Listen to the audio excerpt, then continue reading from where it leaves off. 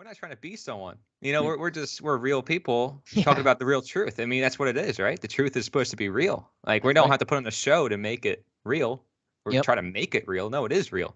Yeah. If it's truth, it's free. If it's freedom, it should stand for itself. Hmm. And it's just a matter of how you present it. And I try to present everything with a good attitude, even though some of it's really Hmm. nasty stuff, Hmm. but that's just me. That's just who I am. This is what I feel comfortable doing. And boy, if I get pissed off, I'll let you know. I don't really have a problem doing that with anybody at any time. It's just I've learned to hold back and wait before I get pissed off, and be pissed off in a more appropriate way, which is good, because then you're not instantly reacting, and you're thinking about what you're saying. And then, man, if I have enough time, I usually revamp what I'm gonna say, because it's usually hurtful. Even if I'm like, now see, that's nice, and then I think about it again, and I'm like, no, actually, that's still kind of assholish. So, it's a progressive learning thing, but it is what it Yeah, is. you talk to more people, you talk to people who care about these ideas, and they're not going to be very triggered. You know, the minute you mention something, like I can talk to you about anything, and I Hmm. know you're not going to Yeah. be triggered. And you can talk to me about anything, I'm not going to be triggered. And it's funny to me because a lot of the right wingers are like, the leftists get triggered, but I know things that will trigger the right wingers too. I know things that will trigger anybody if you understand how their mind works and what their limitations are. If people set themselves in boxes, and you can tell very easily by their speech and the way they conduct themselves, and like we said, like the way they present themselves, right? They have insecurities. There's things they don't want to talk about. There's things that they know that they have different views on, like the conservatives, right? A lot of them, and I went to many different meetings because I network with everybody. They don't know that they're being funded by Israeli organizations, I right? know. Yeah. So like, and I saw ladies with like Israeli flags on their shirt at these Republican meetings. I'm like, okay, see, like you're wearing the identity. It's not that it's a problem that you necessarily have that on your shirt, because that's a separate conversation. But the fact that you identify with it is Hmm. another problem. So I like to look at the deeper psychology of things. And I'm constantly doing that lately. I've just become an unintentional psychologist. I was also generally throughout most of my schooling. I've told you before, when I was in school, a lot of kids came to me talking about their depression and anxiety. So like it's like I don't intend for to be the person that is there for others, to have to address all these different mental conditions, but we live in a world that is rampant with it. And we're prone to it ourselves too, because the greatest force mentally, psychologically, is that unconscious, that shadow that Carl Jung talks about. And I'm realizing how powerful that is, and how it's really the source of a lot of my dreams, a lot of my deeper insights into the world. And I want to help people sort of channel into that too. It has a lot to do with health, it has a lot to do with freedom. Absolutely. People don't realize the psychological tie with freedom has everything to do with it. Mind Yeah. control and slavery, these are psychological conditions, moral Yeah. conditions. Yeah. Yeah. Yeah. And see, and that's, man, I keep because this is gonna happen, dude. And I keep envisioning it, man. And it's been forever now, dude. 3 years almost of like me kind of just like seeing myself speaking in front of people, not really knowing what I'm saying or what I'm gonna say, but just knowing that like I'm gonna own it when I do. You know what Hmm. I mean? Like I'm gonna own it. And now it's actually starting to come together. So like I'm not so I mean I'm kind of like dualistically worried about, well, where do I do it at? But I got almost all my own stuff, so it's like I just need a spot, which I think will be easy. And then I just need to persist, and then putting it together. Like, what am I going to say, and who's Hmm. going to be here at the event with me? So then now, okay, well, what's the overall message going to be, and who's going to say parts? What Oh part of that? boy. And then now, how do I fit into that? What do I want to say within that? Right. So now it's like, damn, because I'm putting on an event, dude. So it's like, and Yeah. it's all on me, and I don't mind that. I kind of want that, but not for an ego's sake, just because I have a vision of what I want this thing to be, Yeah. and I don't really think anybody shares this vision with me. So it's like, From well, my I'm just gonna. experience, Jonathan, the less planning, the better. The more Right? No, I'm not. spontaneity, the better. Yeah, I'm not trying to plan it too much, but there are some things I want to plan, Yeah. like what I just mentioned, like who's going to be saying what, who first of all, who's going to be there. Hmm. So damn, if I have to, I'll set up a 2 hour presentation. If no one's going to be there but me and one other person, well, I got a lot of shit to say then. But if there's going to be five of us, I'll cut back to half an hour. We'll all get a half an hour or whatever, 45 minutes. Sure. And I can really direct my stuff down into this. And then, okay, and then John will say this, and Corey will say this, and Dan will say this, and damn, that Hmm. covers everything. And I got two other people from around here that want to do it too. So Right. I can put on a whole day. And then, I mean, it's just a matter of finding people that maybe want to sell some stuff. And then, going to I think churches should hear about this too, because there's a lot of Absolutely. people in churches that would want to come here, even though the first reaction that you get from a lot of people in churches when you tell them about something like this, do you believe in Jesus? Is it about Jesus? Do you talk about Jesus? Is Jesus involved? Oh my goodness. Yeah. I've come into that a lot. So it's just like, I don't even know what I'm going to say there. I just worry about it too much, but just flow with it as it happens. But um, if I talk long enough to people, usually they can get past the Jesus thing. If I explain to them, that's all inside you. And then most of them will go, yeah, I get that. And then it's like, let's stop talking about the things that were already written down, and let's just talk about things that we've experienced and can explain to one another with words. Huh? Sure. And that tends to be, you can feel that it's inside you. And they're like, well, there you go. It's not in that book. That book is just a guide rail. And there's 10 other books. So, you know what I mean? There's 100,000 other books. It's just where do you want to put your attention and your focus and all this other stuff? And man, It's we're going to be fascinating. Real quick, you mentioned the Bible. It's fascinating you mention that, because most Christians are just unaware of like simple things, like the fact that the King James version of the Bible is like basically a watered down version of the Geneva Bible, which he banned. He banned it because it went against the crown. It went against the authority of the religions connected to the government.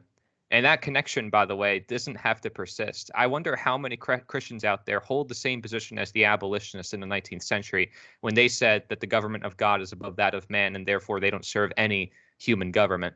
I wonder how many Christians are willing to stand on that premises today, and willing to go to jail like they did, and Right. willing to be like prosecuted and everything, and attacked by the media nonstop.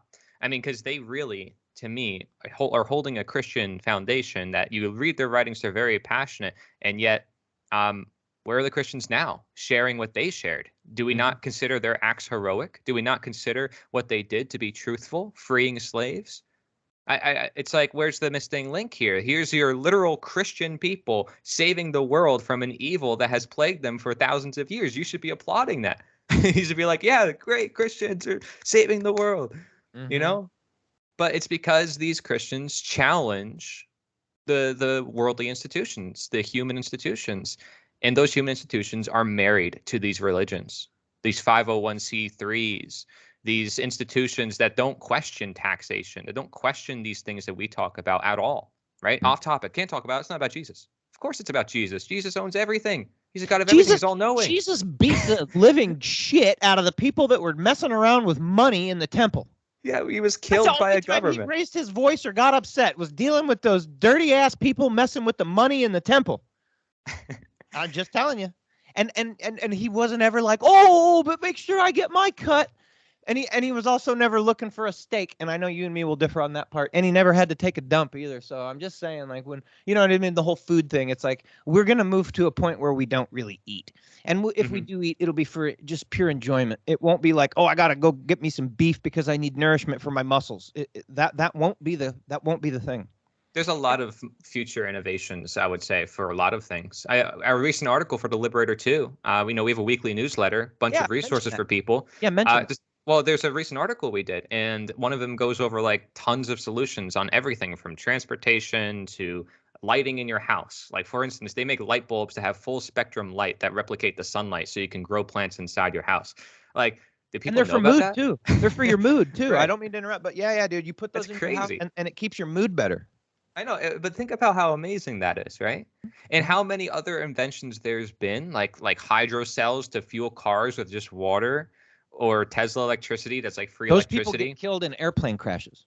I mean, but what's funny to me is a lot of it's being revived. So there's an interesting dynamic happening where people are like, well, it's too late. I hear this from a lot of people in our community. Oh, it's too late. There's nothing we can do. The world is being taken over by psychopaths and everything is being turned over. But I ask them, I say, are these complaints new, or have they been complaints since the times of Caesar when he was in power in Rome? Because I guarantee you can go back in time and you can see the same exact complaints that people have now about their governments and the world they live in as the people back then, even though they didn't have technology and all these things we have now. So the methods that the elites or the people in power, whatever you want to call them, have are certainly different. They're more complex now that can be able to control us.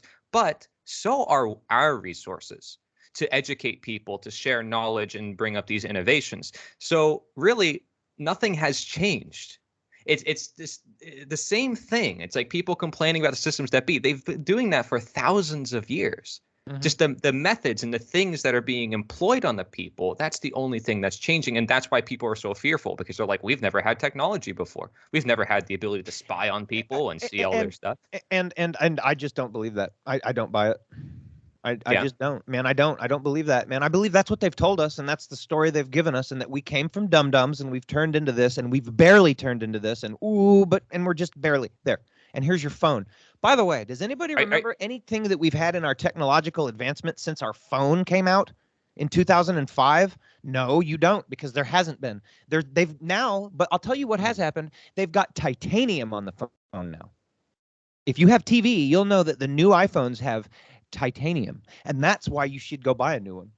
I mean, it makes me want to it makes me want to detonate things in a field somewhere and be like, all right, we got a problem. You know what I mean? Like, hello, like, and then look at a picture of what we sent up into outer space back in the 60s and look at what yeah. we're sending up into outer space now. It's like, are you shitting me? In 40 years, dude. We've done, so We lost the wrong. technology, So according to wrong. NASA. Yeah, wrong, dude. Wrong. We're so like, okay. And so it's all about to crash into the mountain, and then everything's gonna come out. I mean, and I don't know, man. I saw something about something about Donald Trump and the Q kind of thing about how ex-presidents don't get, and then it just went on this list of stuff that like follows him around when he moves around the country still. And I'm like, yeah, I'll that be is honest. weird. It is It weird, but seems very easy for people to feel confused about what's actually going on in the world when you have a bunch of order followers in this world that literally will just do anything they're told and shut off their brain and shut off their conscience. So of yeah. course the world's going to be confusing because Yeah, no one knows what's going on because they don't even know what they're doing themselves. right. So like it's funny because when you look at the psychology of things, these are the conclusions you come down to. It's like, yeah, there's problems, there's solutions and everything. You can see there's patterns throughout time. You can see there's constants within the universe. We like to call principles and natural laws and truths.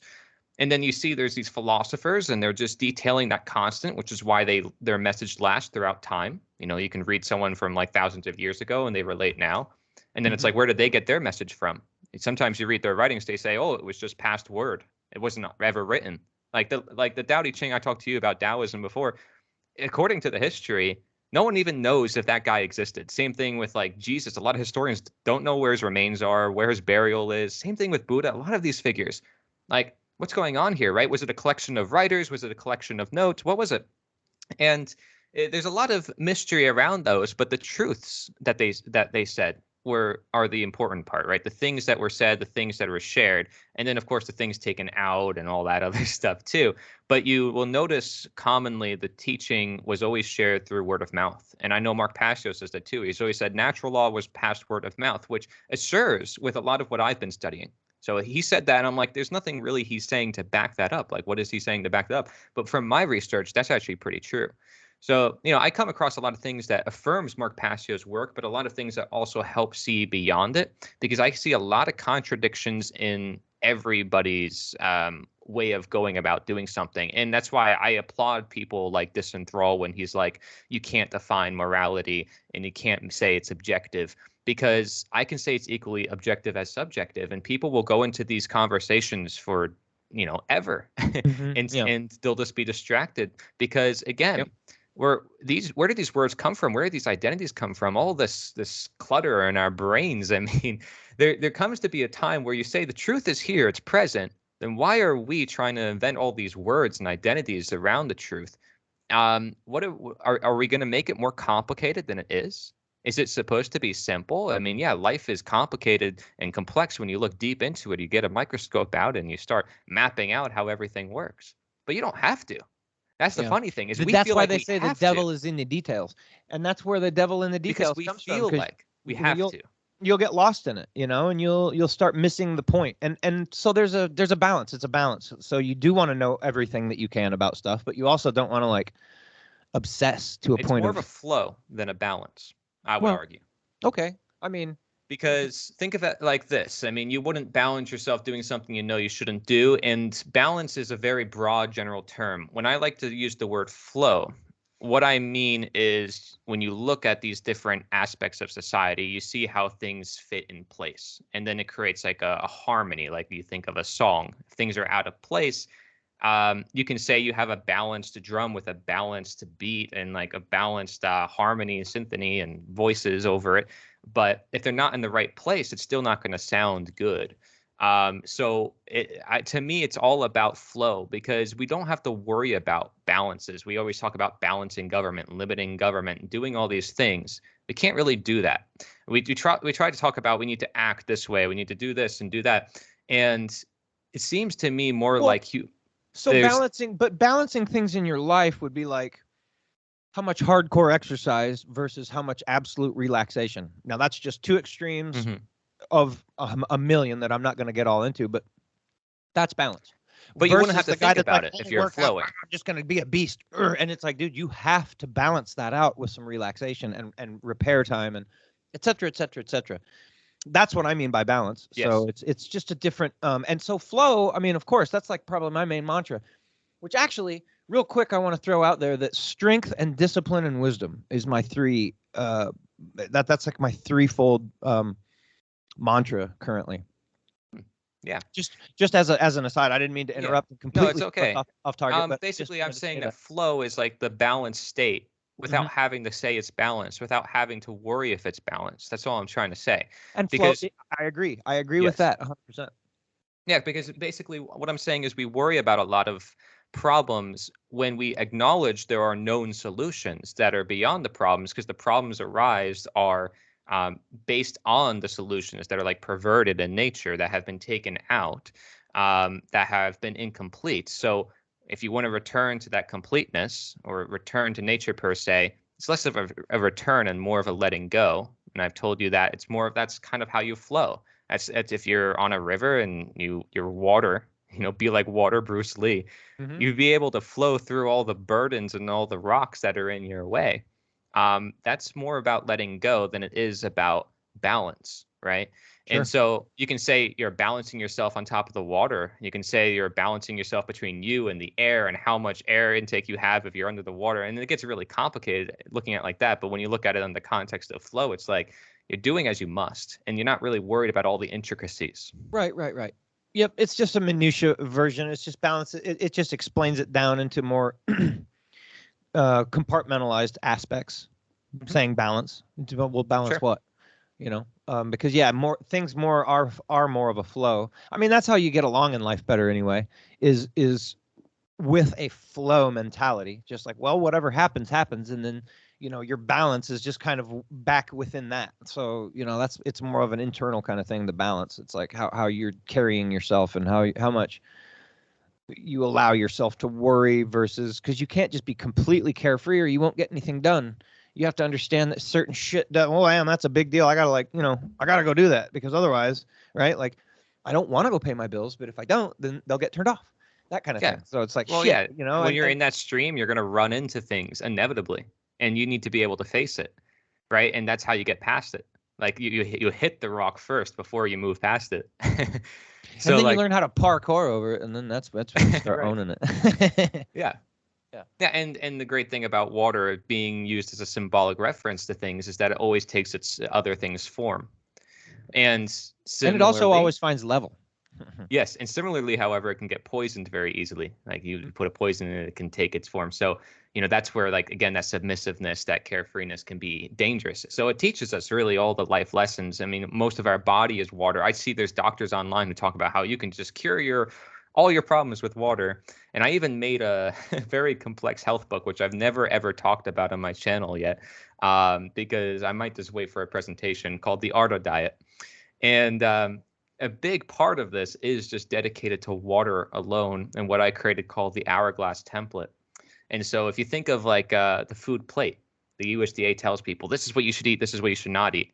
But what are we getting most of our calories from? What we drink, what we put in our bodies through the liquids and the that we drink. And also a lot of the food decomposes into bile, which is liquid. And most of the food is made out of water, especially plant foods like the fruits we eat, right? Like 90% water, some of Yeah. them, Yep. cucumber. So uh, that's amazing. like how much our Earth is water that we haven't even discovered most of our oceans, let alone the land, and we don't even know what lives in those oceans. Well, they And don't tell us at least. That's where our billions of dollars every year goes to NASA. right, yeah, They're doing something with it. They're doing something with it. the It's not going up into graveyards. space, so whatever. They're probably digging around in the ocean, and they probably know a lot more shit than we do. And there's probably cities. There's domes under there, dude. I'm telling you. Absolutely. Everything that we have in any sci-fi shit or Truman Show or anything else, it's all domes. How do we not realize that we're in a dome when like we keep reproducing that?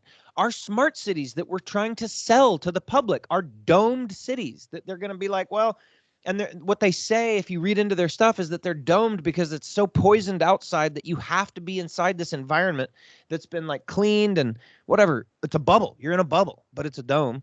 And it's like, so I don't know. It's just, it's so ridiculous. It's like everything that we do comes from what is, like we're little builders. We're little builders, little G's. And so we're going to, again, our AI and our computer and the concept of it and all that stuff comes from what we come from. We're just redoing it in a dumber version. I mean, in a, a simplistic way of looking at it, I guess. Yeah. And I encourage people to be their own philosophers and create things of their own. I've always been an inventor since a young age. So I talk about, the man-made and what we're doing to destroy society. Well, I'm not saying people should not produce or create anything. It's more, again, like part of that flow. Like it's naturally in your nature, you're going to create things. In your nature, you're going to step on ants. You're going to walk throughout nature and you're going to kill things. Things are just going to happen naturally. It's when people try to force that I'm trying to say that's the problem, because now you're interfering with that flow. Yep. So, we're trying now to purposely step somewhere, and we're working too hard on trying to do what we would naturally just do if we just learned how to work with like what some people call our intuition or our conscience and follow that internal guidance. But we haven't channeled into that as human species, especially order followers, because again, they make everything very external and not interconnected. So when we look at life like an interconnected thing, like you just connected, hey, if there's a dome in this earth, well, now look at us making all these dome things. You see there's an interconnectedness. You see this as above, so below principle, right? And so when people try to externalize everything and separate everything, we have to be careful, because we do that with our roads. We do that with our signs and our identities and our attachments. We're constantly separating everything, which if we don't acknowledge those things, we're part of once this whole. That can have a lot of implications people don't really think about psychologically. And Alan Watts, I sent you a 10-hour TV series he did in 1959, one of my most favorite videos on the entire internet ever, where he goes into that concept. We're always trying to measure every little thing and map out everything, because if you look at a road, it's just like one squiggly line. But then we say, well, how do we determine what part of the road it is? Well, now we have to make a grid, and now we got to make dots, and now we got to name every part of the road. But now we're not looking at the whole picture. Now we're not looking at life as like a flow. We're looking at it in a very compartmentalized. Thank you. Way of looking at the world, and we do that for everything.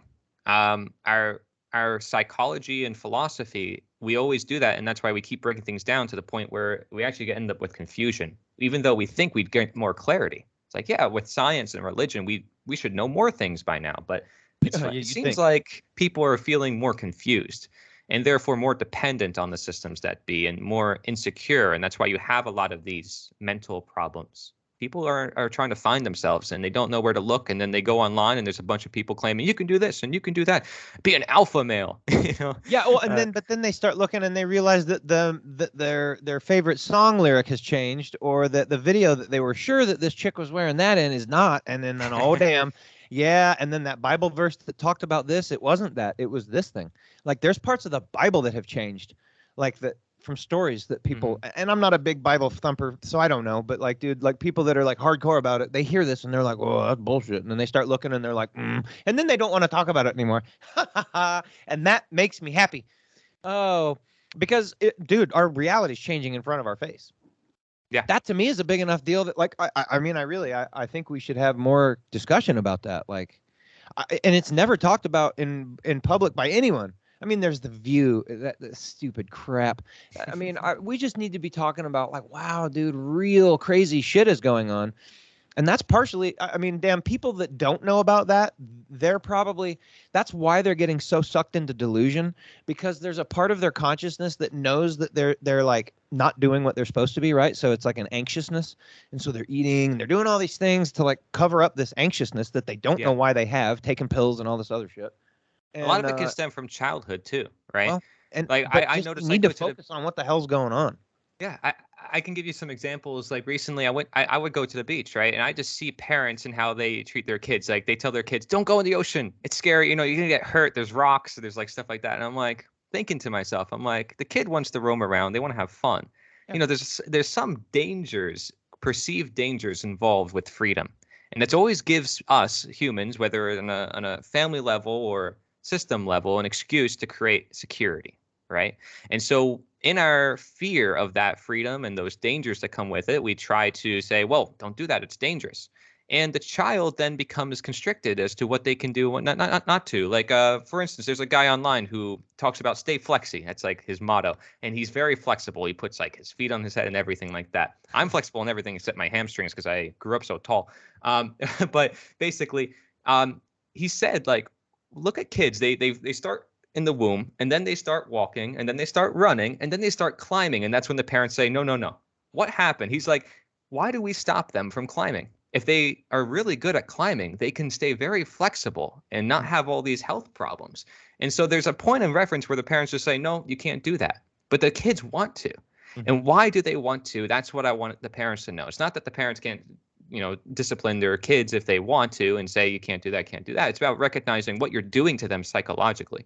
Because I saw there was a kid that was running down our neighborhood and like running through the streets and like running in the middle of the road and everything like that. And I'm like, that kid just wants to be free. He just wants to have fun. Yeah. Now, obviously, people are gonna be like, that's dangerous. The kid is gonna be on his own. But what happens when you say to this kid he doesn't want to roam and be free? Because yeah, you are fearful of what's gonna happen. What does he actually want in reality? This is the question you have to ask. So think of it like this: if he was in nature, he'd be roaming through the hills and walking through all of nature. But because we have these cities that are confined with a lot of people, people are like fearful, like they don't want to let their kid run. And so now their kid is stuck inside the house and now they're isolated away from the rest of the world. How is that going to work out for them psychologically? We noticed during isolation and COVID, there was a big spike in mental health problems because people felt like they couldn't leave, they couldn't escape, they couldn't roam, they couldn't be free. And that's like that child instinct in us that's being suppressed. So that's just like an example of psychology you can see in just everyday behavior. Like now the kid is afraid of going into the water, of swimming. They could have been a master swimmer for all the parents knew. They could have been a league championship winner, you know? The kid Well, a could have big been part of it is because back in the day, I mean, when I grew up, damn, dude, my parents would just be like, go outside and don't come back till it's time to eat, and be back when it's time to eat. And then, you know, or you're in trouble. So there's this window where you're in trouble when you're home, and then you're in trouble when you're not home. And there's a fine line. There's like a 2-minute window. Oh shit. I'm not late. I'm not late.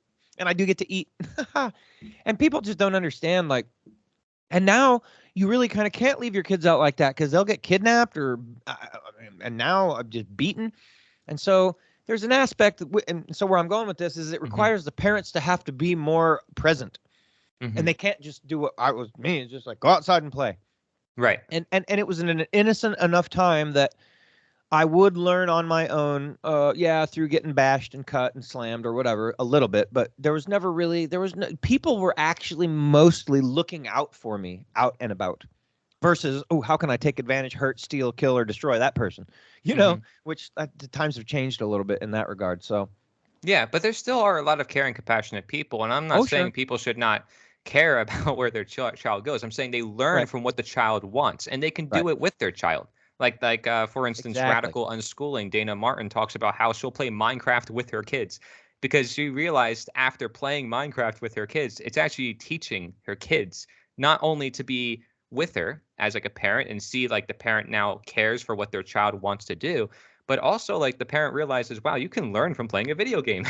And they would have never known that unless they played the game with their child to realize why the child wants to play that game. And so if people never ask the question why their child does what they do or why they do what they do, they're never going to get to the root cause of what they actually want. And how they actually want to achieve it in this world. And again, that's like that shadow work we talk about. Like, what are you actually doing? What are you suppressing?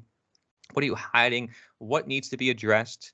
And all that is really answered by asking these why questions, getting deep into that psychology. Very simple. It's not like you Yep. have to be a major psychologist. You're going to understand yourself the most. So I can speak generally here, and I don't claim to be an expert on this stuff, but I'm saying you own you. I'm saying you have your own mind, so you can absolutely use it. And you don't need to look up to another philosopher to be a philosopher, or look up to a psychologist to be a psychologist. Yeah, exactly. Be a doctor, right? I mean, now you take care of yourself. You take a lot of different supplements. You've done your research. You pay attention to the food you eat. You're like your own doctor. I am I'm my sure there's own a lot of doctor. doctors out there who don't even do that for themselves, because I know I there are. talk to Well, I can people. look at them. I can look at them and Yeah, tell. yeah, you That's can a, you can just instantly tell. it's not hard. It's not hard. And I Yeah, don't like and to make judgments like that of people immediately, but it's true. We can generally see, like, if they're obese and they're not taking care of themselves and they're not even giving their patients time and attention, how much time it's and like, attention oh, do they dude, give themselves? please give me advice on how to take care of myself, please. Yeah. Yeah. And yeah, no, and there's certain stuff where, yeah, it absolutely is an immediate judgment call. Like, I'm not going to take medical, health, or any other advice from a person who's clearly, I might give them a benefit of the doubt. Maybe they're down from a huge amount before, and they really do have some sort of secret. Oh, and then Cheetos, nope, I'm out. You know what I'm saying? Like, so. Yeah. It's all about disclaimers, right? Are But they I open always with it? I give everybody, dude. And even within the fatty that's telling me how to eat Cheetos, there's probably something in there that they know that I'm like, oh wow, that was interesting. I didn't know that. That means most of their shit's wrong. But I look at every person like that, like, so that I can, and because then it humbles me a little bit, or it just kind of reminds me to not blow things off when you feel like you already know something, because I get that way. Not too bad, but like, I just don't want to be that person who doesn't give somebody else the time of day, or let them finish when I think I know what they're saying, and it turns out that I knew three quarters of what they were saying, and that last little bit, oh, if I had just, you know what I mean? That's happened Yeah. to me before too, where it's like I kind of hurried them along, and then I realized, oh shit, can we go back now? Because I didn't realize you knew more than what I did about this. So, yeah. So Yeah. anyway, Absolutely. And I talk about that in my book, Radical Honesty, right? Like, I want people to be honest with each other and to speak their minds. And the truth is, you probably know about yourself and the way people perceive you. And there's nothing wrong with being open about that and saying, hey, if I don't look healthy, this is why. And that actually increases your credibility, in my view, right? Like, I would trust someone who's very honest and open about their health. And if they say they have problems about themselves, that's great. It means they are more self-aware about health. So, like, if somebody feels like they're not making much progress, it starts by saying that you aren't, like, that you feel like you aren't. Not yep. that you actually are. I mean, everybody's making progress in some way, even just by acknowledging it, right? Mhm. So, like, that's why I see honesty as always an important thing in any regard of life. You got to first acknowledge the lie, however, in order to move toward honesty. Absolutely. And yeah,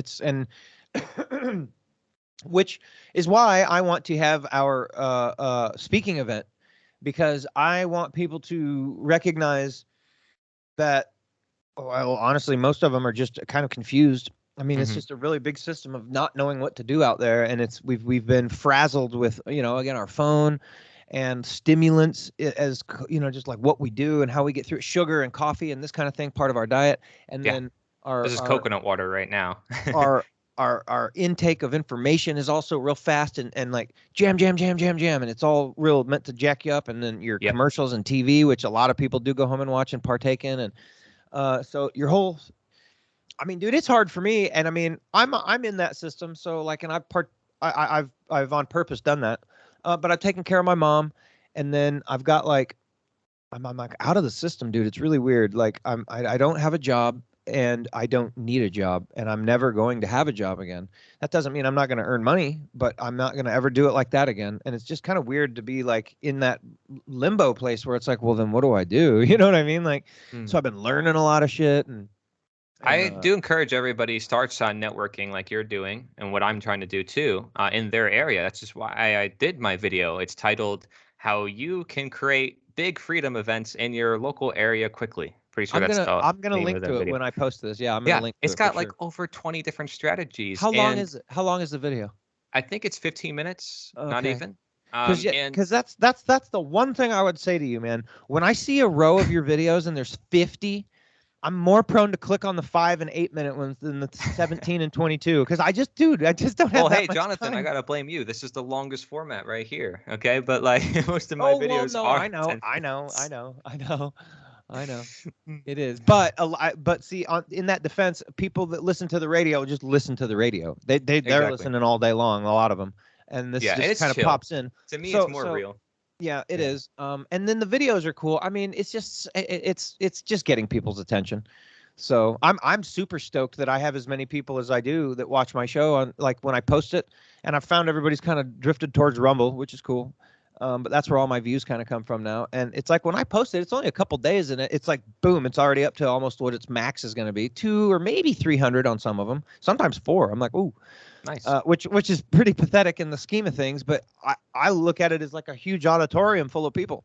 I'm Yeah, like, yeah, that's absolutely. badass, dude. I got myself a little crowd, dude, and they clearly whenever I post something within a day or two are watching it. So they're getting notified or they're looking at it. I mean, I'm like, oh, that's like, that's cool. It makes me feel good. Yeah. Dude, I used But to do community theater with my family, and the max right. seating was 200, 300 people. So, Yeah. like, if you think about that, for every video you do, it's Damn a right. lot of people. Like, I remember just like seeing people all clap, and the whole room would just go like really loud. I'm like, that's a lot of people. Yeah, it's cool. Yep. And that's why I want to do that, but more like I said, for one, because I want to play that music that I introed us in with, and not specifically that song. But I'll tell you a story. So I was in working out with my girl, and I think I mentioned this to you, but I was working out with my girl that Courtney. She's actually going to be on this show. I'm going to invite her on the show soon.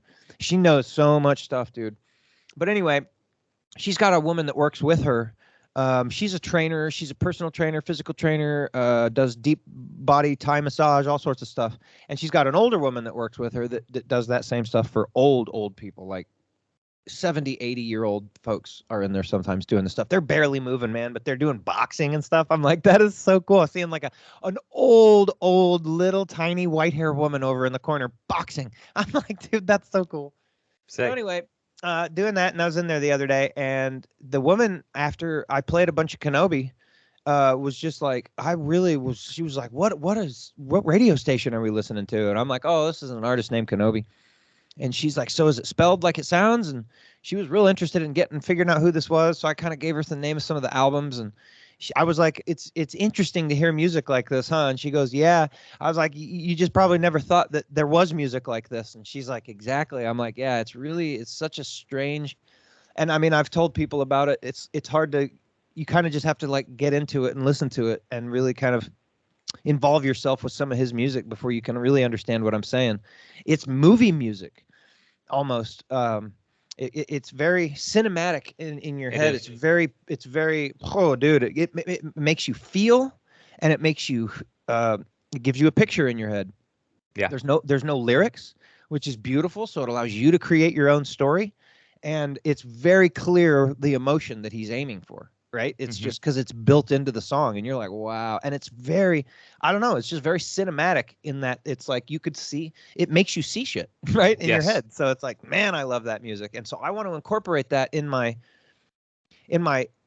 event as a meditation kind of a thing, Sure. where people Maybe that invite don't. him. Right. And people, You oh, can dude, message him. yeah, I would love to, dude. I would love to. I Oh, that messaged would him be on so cool. Facebook, and he Oh, I said he was like, "Thank you." He sent me a heart, thank oh, you heart. really? Oh, yeah. You Yeah, on mentioned Facebook. you've already reached out to him. That's so cool, dude. Yeah, On I Facebook, definitely yeah. want to get him. I mean, right. Maybe for this first one, I just want to play the music, but and once I get a little bit more established or I've done it before, get him out and do an actual. Oh, that would be so cool. Yeah, you never know what you can do, man. There's people tons of independent artists who don't get the recognition they deserve. They put a He lot of doesn't effort clearly. in. I've looked all his shit up, and I'm Yeah. like, damn, dude, this dude's got like 12 likes on some of his music. I'm like, what? Yep. Like, I know it's been heard more, but like, still, it's like, geez, dude, this is like, it's life changing music for me. I'm just Yeah. like I said, that one woman, she heard 2 or 3 songs and was like, how do I buy this stuff? I know. I mean, I know. It's that's like, the and kind of we're music. living in the 21st century. You can get music for free, and people are buying this album. Like, what? Because it's Yeah, that dude, good. I agree. I bought 5 of his albums. Since you showed me the one, I was like, oh, and then I was like, well, it's probably a fluke.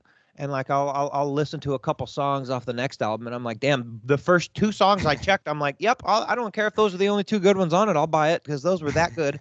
And then I bought another album that way, and then I just bought another album that way. So it's just like all of his albums are just fantastic.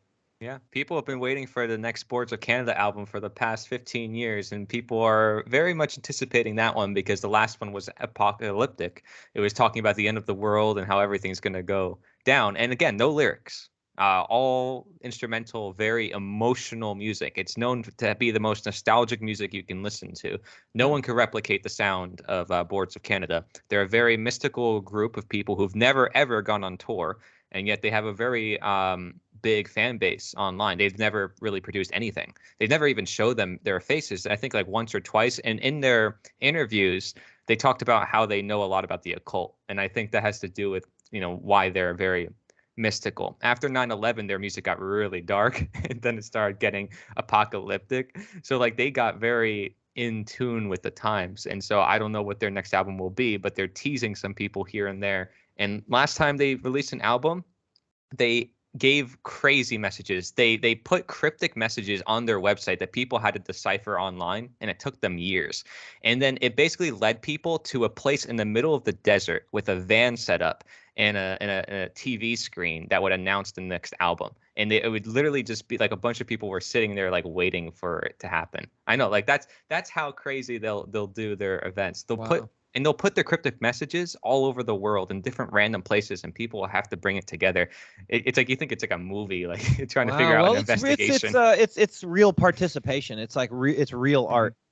They know that their followers are like us, conspiracy people who like to like dig deep into everything. Well, it's just people who make fun of them. Yeah, exactly. No, it's exactly. I fully understand that. It's like not everybody is going to participate, but the fact that it exists is a cool enough story. For people who even think it's dumb. You know what I mean? It's like, yeah, because you got something to bitch about because they're doing it. If you do something unique like that, even though they have no stage presence, notice how it gets people very curious. And I just wanted to say that to anybody out there. There's somebody out there who probably has some really good ideas. And I told you, being isolated or being by yourself or not feeling like there's anything really going on or you're not doing enough, it's not a bad thing because it gives you the time to see things that other people do not, to do more introspection to yourself. And that's how I came to be where I am, I'd say right now. In 2016 and around those years, there were just times I literally just did so much contemplation. A psychologist friend I knew who I met by surprise, he was a psychologist teacher. Now I could probably relate to him if he was still alive. He's dead now. But he was a good family friend of mine. And he said, what you're doing is not meditation, it's contemplation. Because I told him I would sit there, listen to music, and I would picture the sounds in my brain, and I would bring it together. And then I would breathe, and I would just like focus on that. And that, to me, that gave me a lot of revelations and a lot of different things. I would do a lot of deep journaling. And I was in tune with nature too, a lot, So those things combined, I was not bombarded by the fear of the world, all the news happening, but I was still being informed about the nature of this universe and how to do things. So like I would get tidbits from here and there from like people like Mike Adams, the health ranger, who interviewed me recently, by the way. I was amazed, like probably the biggest interview I've done. And he's great. He's got all these projects going on. He sparked some flames when I was like younger, when I was like 13, 16, listening to his stuff here and there, not all the time, not like a religious, like I'm going to watch everything he did, just here and there, just to spark some creativity in myself. So I'm not the consumer, but the producer. Right. Because the producer is the innovator and the innovator is the improviser, not the creator. See, we can't create anything new. I told you, we can only take from nature and change it into something new. So that's what we're doing. You take what you hear here in this talk that we're doing, and then you take it and you transform it into something new that's even better than it was before. And that's how they turned Fortnite into Lego Fortnite, and now it's a best-selling video game. They just released that. It's nice. Like a genius idea. No offense, that's a genius idea. Like Legos and Fortnite, and then they just merge them together. But whoever thought of that, genius, right? So it's stuff like that can be very important, very powerful, yet very simple. Absolutely. Yep, human innovation, and that kind of goes back to going with the flow, because things like that will just like you give yourself enough time to can't stay in the past. Right, you can't stay in the past, and you don't, there's an aspect of working on the future, but you want to kind of be in the now. And so, like you said, different people have to go through different stuff. And I think a lot of people might not be, because I feel like I'm in a pretty good spot, like just mentally, like I can deal with a lot of shit. I can get myself through a lot of things that just based on how I I guess what I believe, right? It's not it is what it is. I say I know that's how it is, but that could totally change. I'm open to that, but Hmm. just in that I'm not worried about a lot of things that I think other people worry about because it just doesn't matter. Yeah. And I don't know, they might think I'm crazy, but I know I'm not, that kind of thing. Hmm. And that makes my life better. And I think more people need to do that. And that's one of the things I want to get to in this is not only that, because that's a huge part of it. People can't calm down. Like, so I mentioned the frazzledness with everything kind of being bombarded from the minute you get up till you go to bed. So you're not really able to sit down and think. And then, there's this like nervousness feeling about stuff. And it's just, and people don't, and so when you get that way, you go with the flow, but the flow that you've been forced into, like the mainstream, right? And Hmm. that's bullshit. That's not the Right. flow you want to be in. You want to be in your own flow, which it will take you, That's them tainting the water. and it will take you doing, I don't know how to best say this, but like you have to stop doing what you've been doing. And I don't know, but on such a big level, like almost everything, dude, like And that's most when you people. add in the things that you Right. So you should got to do. swap. You got to swap things, Right. but you have to change everything you're doing, from like almost probably like your what you do right before bed, how you sleep, what you do right when you wake up, your morning routine, and then everything in between, dude. All Hmm. that shit has to change. How you eat, when you eat, what you eat. And do you see how that can sound overwhelming? So that's Yeah. why when I say flow, I'm just saying stay with where you are right now. Okay. Recognize where you are right now, one step at a time, but do become conscious of it. And then naturally, over time, we don't have to mention all the things people have to look out for. They'll Right. look for it on their own, but because they'll run into it. And we can't live other people's experiences. So there's things that they're doing that we don't do. Yep. And that's the key, right? There's order followers out there that are doing atrocities. Like there's people who are spraying the skies, right? Chemtrails, and who knows? Those people, I wish I could reach out to them and say, hey, what are you doing? Just ask them a question. What are you doing? What do you think you're doing? What is it for? I think some Who of do you them are. serve? I think some of those are drones now, dude. I think they've got No, I'm serious, because if you look into that one that I posted, the Camer Khan, that the dude from Disclosure Hub, the 2 hour one he did, damn, he really got into it, man. I give him props for that. But no, there's a lot of those airplanes up there that might have a pilot on them. But some of them, he's like, they didn't really say so, but he's like, I'm sure that these things, they can take them off and land them, and now you Mhm. don't even need people involved. So we're there technologically. We're there. It totally can happen. How many of them are that way? I don't know. Yeah. Isn't it funny that we don't know who's the robots and who's the humans? Right. Exactly. Because that's what they want us to be, is like the A robots. So robot. we are programmable, which is why robots can be very dangerous in our view for AI and what they want in the world. But see, this is the thing. If we do use our humanity, what I call our natural intelligence, it's beyond artificial intelligence. Because again, anything artificial, anything man made is created out of nature, out of these systems that have always been there.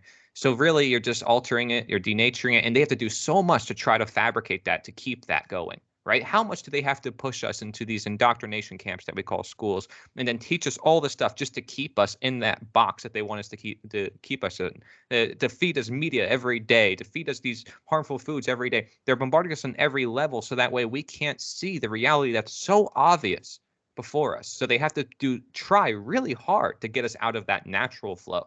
They have to keep poisoning the water because they know the minerals in that stream are going to keep purifying it. Everything in our nature wants us to succeed and be good and be optimal. And they're Yep. basically waging a war against us. You're saying what I'm thinking, my friend.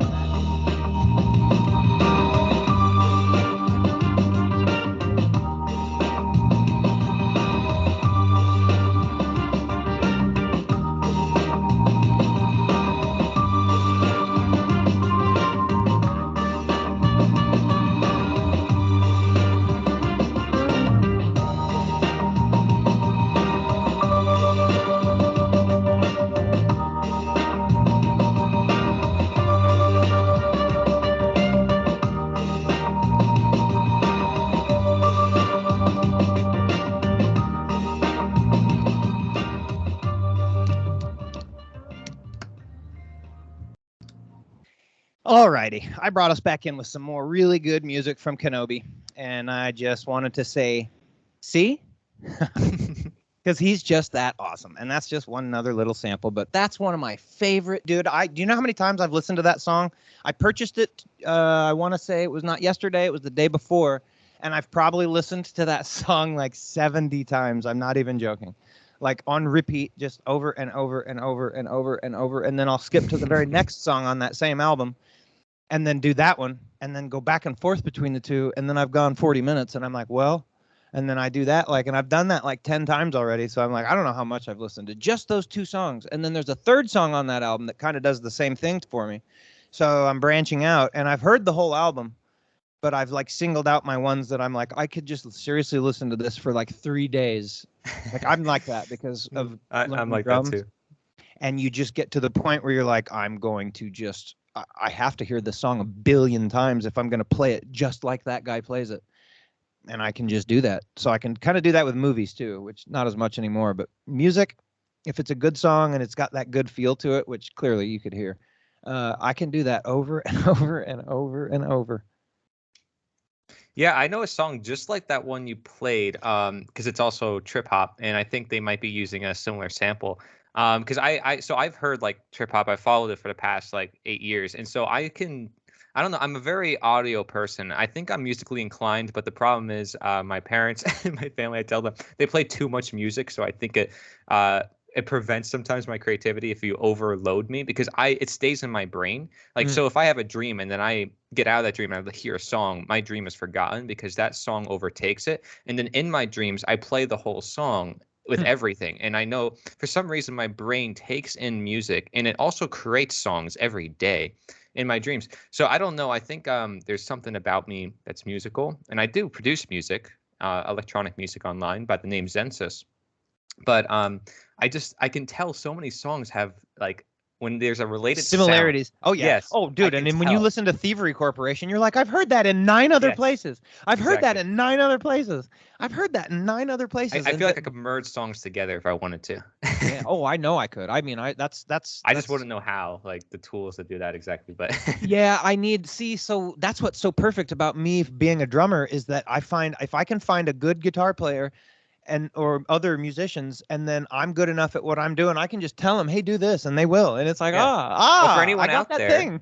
including you, I mean, I welcome go to audiotool.com. It's a free resource. You don't have to download anything. It's in browser. You could collaborate with anybody you want. It's awesome. That's what I've used, and it allows you to do everything, and it's plug and play, just like real life. It's basically simulating real tools, and you can actually hook up your instruments to it and emulate it into the computer. That's the only part that would be good for, say, a guitar player or someone else like that, but a drummer, it's not, dude. It's not the same as being there with a drum set. It's just not. And, you can sit there and do and play the same beat with a pad, and I've seen drummers do that, and they're badass. And then you can even even an electronic kit, right? And even on an electronic kit, it's just not still the same thing as a real kit. And electronic kit is good, and I have one, and I'm working on it. Me and Rick are going to start. I'm going to get a PA for it, and me and Rick are going to start jamming. I'm going to start showing him some stuff. Because like I said, just that beat that we were just listening to, dude. Oh my God. Oh, I'm still sharing. But here, I'm gonna jam it again for a second because listen, and listen to how. So what I want with Rick is I want him to be able to just, because when you hear this beat, you're like, oh, dude, he's going all over the place. There's shit happening everywhere. But it's like, just think about doom pop, doom pop, doom pop, doom pop. I mean, and that's all he's doing. There's a lot of other stuff going on, but that's the skeleton of that beat, which is the most simple shit there is. So if you just hear that and go, okay, and the reason I'm suggesting this to Rick is because I know that you got to find music that you can play over and over. And yeah, it's fun to play Primus and your other stuff and heavy metal and the songs that you personally really love, and I get that, and you will. But if I could go back and tell myself something, as a person who did that same stuff, right? I picked my shit and I was like, oh, I'll play that. And then I did it and I got better. I would have given myself this advice, which is to say, and this music didn't exist back then. When I finally found music that was kind of like this, I was like, oh, look what I can do. I could play this song and then I could just do whatever I wanted over the top of it. And and when you're learning, you're just trying to play it kind of like they are, because it's a pretty simple beat. And then you add the fills and you're like, okay, they're still pretty simple, but it's making me think a little harder and actually do it. And my dynamics, how loud am I being, etc. But then when you get better, you can play that same song, and dude, you can play fusion jazz over it. You can do anything you want, and you've still got that beautiful song going, so it keeps your mind entertained. I don't know, to me. And so it really helps. You're in the flow. You're in the flow, and you don't have to do what he's doing on the drums. And that teaches you to find, to do anything, to play with anybody, to be able to play in any situation. And a lot of those beats are still applicable to pure metal. It's just a matter of seriously, if you take the drums out and put them into different music, it's crazy how, wow, that's a metal drum beat. It's just being played to somebody singing softly, and so then it changes it to kind of a grunge. I'm so glad you're into this music too, because trip hop to me has the best drum beats in any genre I've ever come across. And I've always wanted to play drums just because of that, because trip hop has insane drum beats. Like you look at DJ Shadow and his like very popular trip hop song Midnight. Absolutely, that one is like crazy. Yeah. Here, so listen to this drum beat again for a second, and listen. He's doing a lot of ghost notes on his snare, so the ghost notes are like, so you can hear like there's a definite dum dum pop, dum dum pop, and a dum dum pop, and so the real loud one, that's like the downbeat, right? That's where that's actually your upbeat. That's where your snare is. And so all the little tiny, I mean, he's almost got one going somewhere on a percussion piece. Every note in that is there somewhere. It's just they're accented. So you can cut all that out if you can't play it and just play the you know what I mean? So anyway, I know I've said that already. I'm just trying to reemphasize if anybody's out there listening and maybe wants to play drums. Okay, so here we are. Let's do this real quick.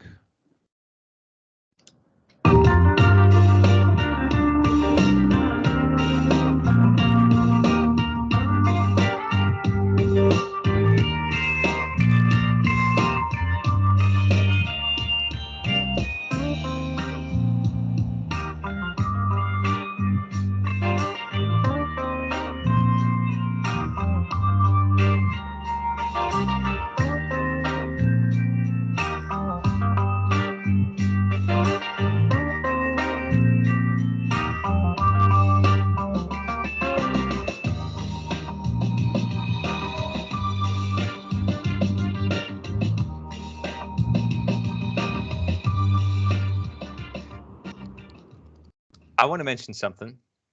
There's a very common trip hop. I want to mention something, Jonathan. Say it again. So, and there's a very common note played in trip hop that I can tell how it's trip hop, and it's in the song. It's in most of them. It's if you ever heard the song "Teardrop" by Massive Attack, it's known as one of the most popular trip hop songs in the world. I know the band. The drum beat in the beginning is iconic. You know the song by the drum beat, basically. Yep. It's this theme song for CSI Miami or something like that as well. So they always played it in the introduction. Oh, wait a minute. Are you sure it's not the song that's in House? Are you sure it's not for House? It might be that one. I'm not sure. They did a song for House. Massive Attack. Yes, it might be that. It might be that. They made it but CSI anyways, too, but anyway. Notice the beat structure. It's dun dun dun, and then dun dun, and it's like it's a very, I don't know how to describe it because I'm not a drummer. I feel like you're better than me. Listen, when Rick figured this out because he heard it on Drumeo or somebody told him there's only like 3 drum beats that is all rock music, and they're this, and then there's this one, and there's this one, and they're the basic skeletons, and everything's built off of that, and it's a little variation of that. So what you're saying is absolutely true. But it can be true for almost everything else. So listen to AC/DC, dude. They've got like 9 albums of literally the same drum beat. Yeah. when you skip a beat, that's what makes it trip hop. Like Jay Dilla was known in the '90s where he would Leaving actually purposely misplace the beats. He right, would yep, purposely do that, and it was very interesting because he had a legacy as being like one of the most underground like hip hop artists. He died at a young age, and all the rappers nowadays, a lot of them steal his songs and they don't give him credit. right. Same thing with like Nujabes. He died at a very young age, and he made a huge influence. He's known as the founder of lo-fi, but yet his music does not sound like lo-fi, and it's very powerful music. Also can't be replicated by most people. The closest I've seen is the artist 3 Plus and Joseph Jacobs, and Joseph Jacobs is a whole nother level too. He's got like 10 albums, really good. Really? Is it Spiritual. like what we were just listening to at all? Yes. I'd say less jazzy, more hip hop. Like so I don't less instruments, but still very to me very emotional, very good. All his albums, Joseph Jacobs is amazing, and so like that's one I would recommend to a lot of people because he doesn't get enough recognition for his work. Yeah. Yeah, you should definitely do that. Okay, yeah, that was Chasing Clouds. Okay, so yeah, Bring It On Home is the other one. Yeah, but So, I want to mention that music has a big impact on the subconscious. So for anybody out there, like, what oh, does this have to do with freedom? oh, Absolutely everything. I your told mind. you it's part of Well, my dude, and journey. so yeah, and here's the thing, yeah, and I'm glad you brought that up because I meant to say that earlier too. I think a lot of this stuff when I'm walking around and I'm not writing shit down like, oh, I'll say this in my show, and I think that, but music is absolutely a weapon. Yes. And so like, man, so that means, it can be a what's the right word? It can be a It's a tool well, that yeah, but I want to what is the word for a good tool? What is that? Instead of a weapon, what's the proper word for something that like aids you in growth, right? Whatever that might be. I can't think of the word right now, but Hmm. and it can also be just nothing. It can just be fodder, background noise. It rarely is that though, because it's always it still vibration, and affects that's your it's subconscious. affecting you. It's affecting your physical body too, whether you Yes. know it or That's why not. they I mean, it's replay the same songs on the stores and just and people dropping dead at concerts. which is why I replay the same song when my soul hears something and it goes, "Oop, that's a good one." You know what I mean? Like I'm latched, dude, and I'm good because it does something for my soul that like I can't Right. explain. So it's just like I don't care how many times I hear it. It never gets old. There are Hmm. certain songs that literally never get old for me. It's just how it is. Yeah. Um, but yeah, it's absolutely a weapon and or a tool of growth.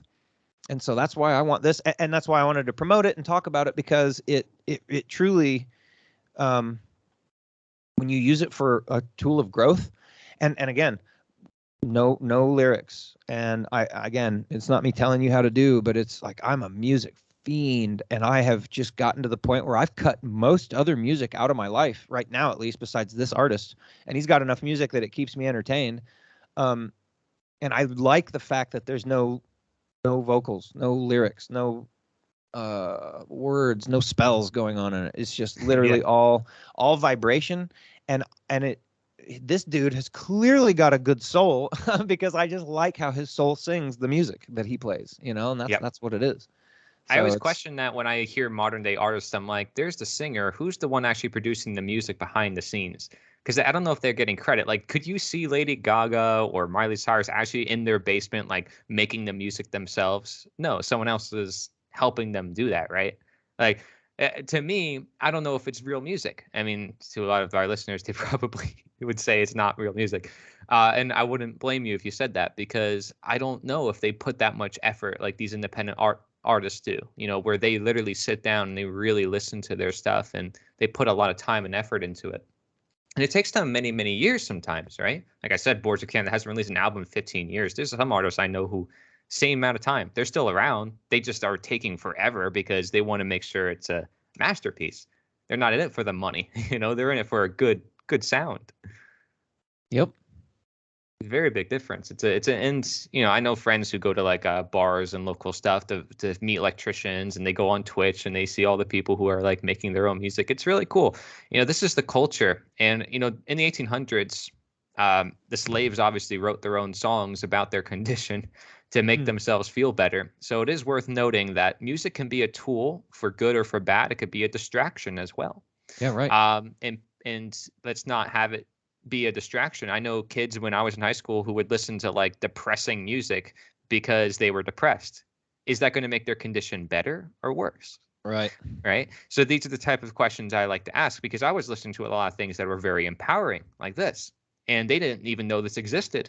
I And I know. think that can be a problem. That's again, that's why I'm pushing it, because it's like, dude, did you guys know there's music out there like this? Hmm. Because it's awesome. Here, check this out.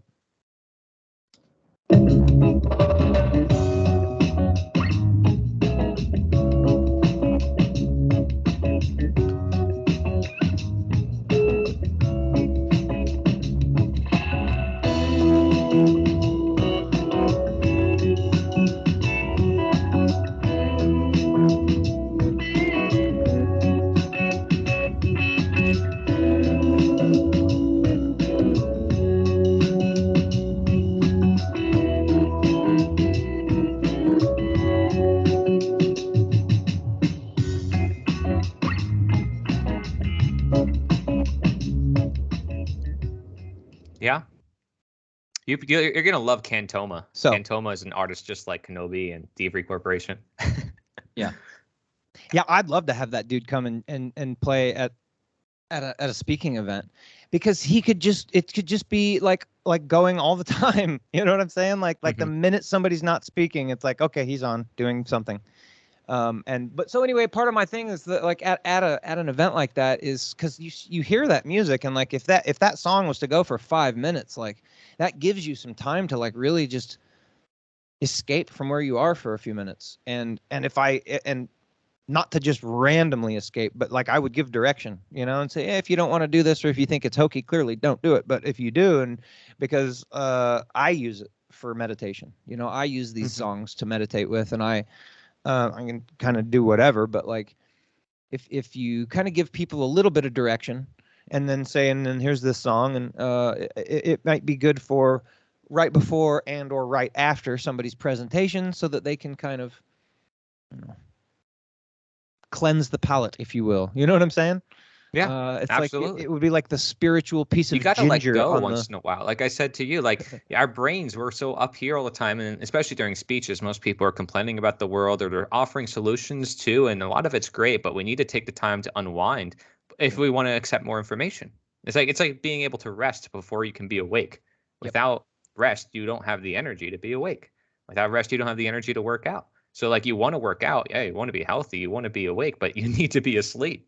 So like it's funny because again, that's like that polarity we deal with. We want good in the world, but we need evil in order to recognize that good.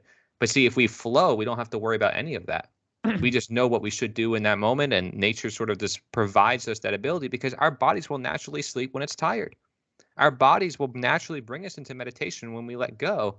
And people, that's why they say, instead of you having to meditate, have meditation take you, have sleep take you. And it's a different way of looking at it. It's a different way of looking at the world in general, because we in the West, like I said, we do I should stop using that word because I can't say it, but we do separate everything, and we do put everything in boxes, and we do look at things like right versus wrong and light versus dark, when they're all just integral and encompassed within the natural environment. Such a different way of looking at the world, even just the words we use. So that's just something to bear in mind, and that's why I love that video by Alan Watts. And that is why Dan is going to be at our speaking event, because of the words that we use. Have you really got you know what he's all about and what he talks about? Okay. I think I know who you're talking about, Dan. Dan Yes. Alexander. Yep. From Philly, that is just all about, like, he got this download about words and letters and names. And I looked at his old videos. He had some funny music videos too that were pretty good. I remember watching those. Yep. But yeah, he tried reaching out to me a while back. I never got to really talk to him or anything, but yeah, I love to see people. Yeah, connect. we'll come together and we'll all be together in person. So it'll be really cool. I want to do it just for that, because he's willing to, like, the minute I tell him there's a stage with time allotted for him to speak, he's going to get a bus ticket and come down. There you go. I feel like you've said you're going to do the same thing, and John will do it, provided that it fits within a little bit of a time window, which is kind of when I want to do it anyway. And anyone listening is welcome to join. Yeah. Because that's the thing. Like, we're not like separate from our audience. That's another thing, right? Like the interconnectedness I'm talking about. Anybody in the audience can reach out to me, email me, hey, I want to become a content creator. Boom, you're a content creator. It's not like you have to go through this process. Oh, I got to think about it. I got to plan it. I got to do all this stuff. You just start doing it. You start producing from your heart. You started doing it, right? You watched my videos. I remember in my very beginning, like you commented on my videos before you started producing content. I remember, like, you were one of my commenters. I didn't expect you to be like this awesome content creator that you are. You know what I mean? I didn't. Thank you. I appreciate that. I didn't expect to do that either. I guess I just was doing whatever it was I was going to do. I didn't really have any Right. preconceived ideas of what I was going to do. It was just like start doing something. And I love that. And your energy is very good too. And I was like, this is going to be great. Like, I knew you were going to go places with that. So, just be yourself, really, That's and it. That's the key right there. and That's what I put told. it I out. remember saying that to Rick. He says that he's like, that's one of the first things he remembered me saying to him was something about. He was asking me, should I do something? I said, well, is that what you would do? And, well, no, then don't do it. Yeah, Be people like yourself, 100%. authenticity. Real easy to figure out if you should Yeah, or shouldn't do something. people like authenticity, and people think they want a certain image, but no, like, that will come out of the shadows. Again, that's that subconscious that will resurface, that trauma that will resurface. So you need to be able to just be honest upfront with your life, because the more you'll do that, the less you're keeping things behind you. You don't want to be Well, and cast. and people are too looking at who they idolize and going, I want people to think about me the way I think about that person. Yeah. And they may, but it will be for a different reason. Because you're not that person. Hmm. And they're not you perceiving that other person. So you know what I'm saying? Like that's where we get really tied up, is like, it's not so much that I want to be seen as cool, even though some people that might really be what they say. It's like, I want to be seen like that guy, and I think that guy's cool. And so they try to then be That could cool. be beginner motivations, I would say. When you're new to something, you'd be like, oh, yeah, I want to do that because it's cool. Like, Jonathan's got his own channel, he's got his own logo, and stuff like that can motivate people. But Yeah. I'm just saying, like, in the long run of things, you don't want that to be the main reason why you have a channel, why you're Right. No, doing what you're doing. I did all this because Mark Passio was yelling at me and I felt bad. He made me feel bad. I was like, oh, because he's like, if you know shit and you're not telling people, he's like, what do you, I mean, and that was in his pissed off days. So he was using harsh words and I didn't care because that was fine for me. That kind of stuff doesn't bother Yeah. me. It's not how I would pursue my way of doing it, but for me, I kind of need that to be Right. taught to do that way sometimes. So anyway, I was like, damn right, I should, I guess, be saying something. Shit, I don't know. I know enough about some stuff that I could put Absolutely. stuff out there, and then I just started to, and I had no clue. Listen, and I've told the story before, but this is how it works, dude. I literally went to go like jump off of a diving board, and then the pool appeared before me right before as I jumped. You know what I mean? Like because I was like, well, I guess I better just figure out how to make videos on YouTube, Yeah. which was like signing up for a class doing some shit that you've never heard of before. I didn't know anything about it, and it was terrifying to me because I had spent my whole life on purpose avoiding anything to do with it, anything at all. I had no clue about it at all. So that's why I was like, well, shit, I guess I better figure it out. Well, So Jonathan. and I did, and I called this Yeah. woman and I was like, build me a website. I got some Oh, money. nice. How much would it cost? And she's like, not that much. And I'm like, well, then word, let's do it.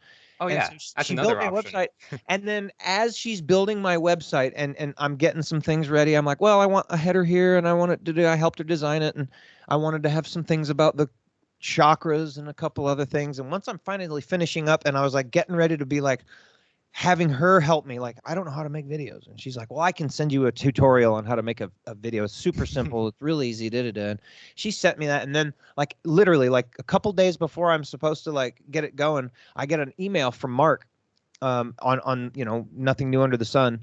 And it's about how he's going to be putting out this class that is on all this exact shit. I just couldn't believe it. I'm like, whoa, dude, that is crazy. So anyway. No, I mean, that's a big point.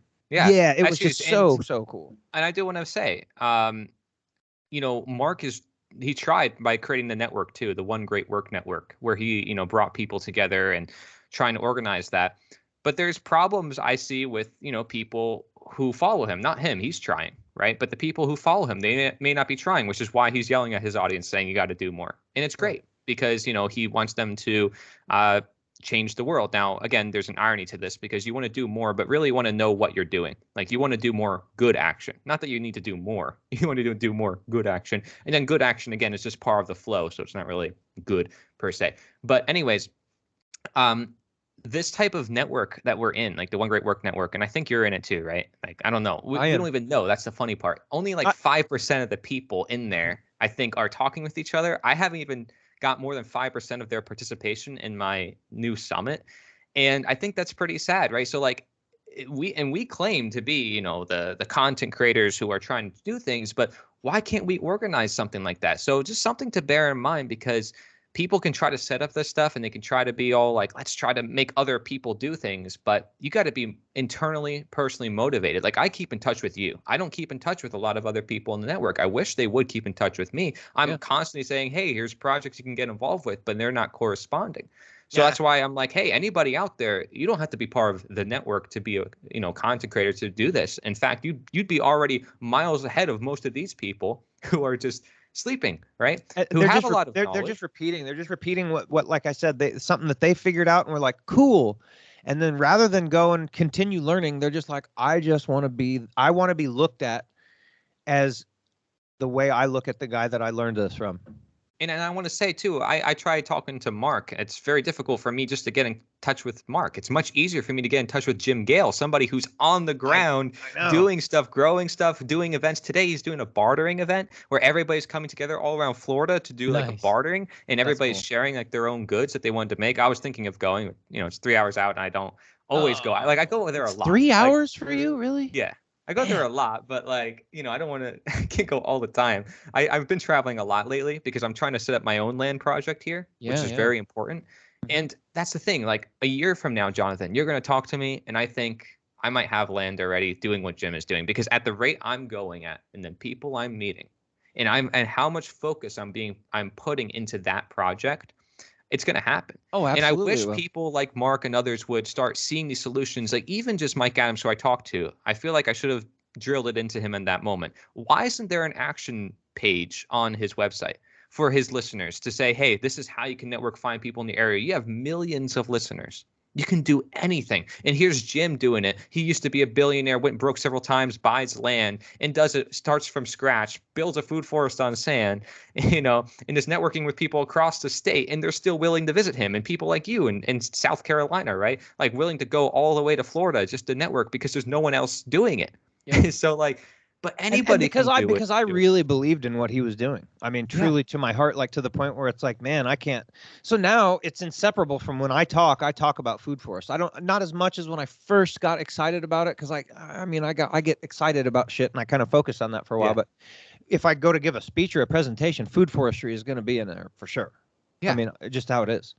And when Mark says natural law is the only solution, it's not the only solution. It is the solution because it's nature and natural law, morality. Sure, you can say it's ingrained, but so is anything else part of nature that we see as lost. I mean, is not food forest the solution too? So I want people to just open their horizons to see, like, there's people on the ground doing stuff right now, and they're gathering so much momentum and energy around it. Like Yep. Jim Gale and what he's doing, this is a model for the world, and he's getting a team together, and they're all deciding to do what I'm doing, bring it to other places of the world. Like they're literally gathering a team right now as I speak on like how to pitch it to investors, how to find land, how to go about and making a trust or an LLC and all that stuff, so you know what to do. Because I'm confused. I was asking you, Jonathan, all these questions because I didn't know what I was doing, right? This is all new. Permaculture as a concept itself is relatively new, even though it's using technologies and ideas that have probably existed since, forever, that have been kept hidden from us.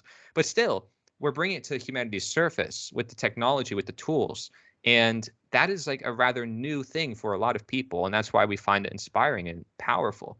I know people with 60 acres above Jim. I know people with another 30 acres above me, an hour away from me. And then there's like another 60 acres. And there's people with land everywhere. There's people with money everywhere. You just have to find them. And there's people who know everything that's happening in the world. Most people in the world know that the world is going down to poop. South. Yeah. Everybody knows that too. Like they have this feeling in their heart. They just don't know how to confront it. They don't know how to deal with it. They don't want to. They don't want to talk about it because it causes division among their friends and family. Yeah. And like, to me, it's like, how could the world be bad if everybody recognizes it's bad, right? What's going on here? And it's good people allowing evil. That's how it's always been. It's always been the good person, the most compassionate, caring, most tolerant person saying, I believe in him. He can change the world if we just vote him in power. Or I believe this law will help us because of his emotions and his words and him sounding good to me. People have put so much trust in humanity. So there's so much good in the world that is being used for evil, being twisted by the narcissists and the psychopaths and the sociopaths who take control and use their identity as a means to control people. But when you teach people and you say identity means nothing, authority, where do they get that from? And, you can be free and have food forest and grow your own food. What need is there for a lot of these systems that they're trying to provide for you? Then it all falls apart because it's having a simple plant on your desk, like this one, has been shown in studies to improve your mood. Now, what Yeah. if you're in a forest, right? Yeah. Surrounded by plants? And what if those plants have food on them that now provide nourishment, and not just nourishment, but the best kind because it's local and seasonal. And now you're in tune with the environment. Now, what if, you have some friends and family who are totally close-minded to everything you say, but you show them your garden? Are they going to be close-minded to that? See, and that's, I think, a huge door opening for people who are not in the same knowing as you and I. Yeah. It sure is, because most people, the only thing that I've found is a stumbling block at all for people is that they go, oh, but because they equate a food forest. They go, man, that sounds like a lot of work. And it's like, no, because they're thinking garden. And it's like, Yes. no. The first thing I tell people is, this is how I summarize a food forest: highest yield in the smallest amount of land with the least amount of effort. And then look into the forest and nature and see how they basically self-sustain themselves. Trees fall, it decomposes, causes mulch essentially, and the wood decomposes, builds new soil, and then the forest rise back up. So it's a self-maintaining system, and all you're doing is replicating nature. So that's the way I put it to people. It's like the 90-second pitch, Yep. And I've gotten much better at it, of course, because I've had to yeah, do it so many times. And you probably have something better than me. well, I mean, it just varies. I got like 4 or 5 different things I'll say to get it out real quick. Okay. But edible landscape, is a real good one. I've listened to a lot of Jim Gale talk for 2 and 3 minutes about why are we growing lawns and then putting all chemicals on it and then paying to ship off the grass clippings and dump them in a hole somewhere, when we could just be like literally like building our own soil on our land and creating our own food and then having a farmer's market. Mm-hmm.